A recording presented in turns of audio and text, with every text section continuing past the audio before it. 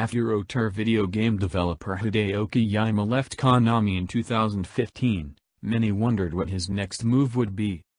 Go small and develop an indie game, get out of the industry entirely. In the end, it seems Kojima may be making his biggest game yet. Kojima debuted his next project, Death Stranding, at E3 2016. The title was revealed in an equally bizarre trailer. Since that announcement, Kojima and his team have teased various details about the game, but it remains largely an enigma. Here's what we know so far about Death Stranding, and where the game might be heading. What will the gameplay be like?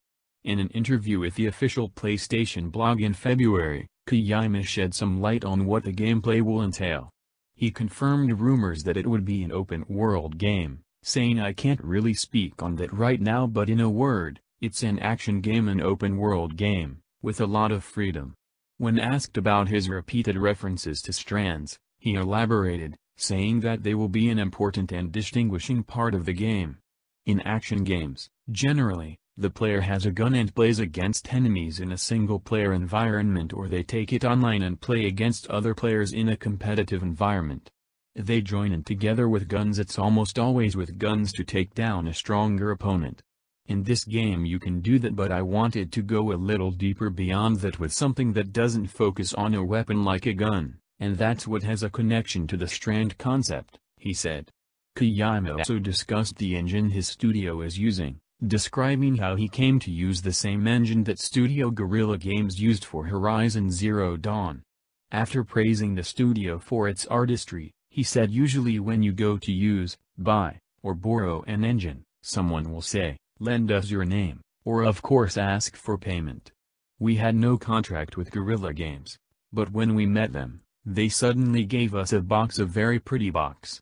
When we opened the box, there was a USB dongle inside that had the source code for the engine.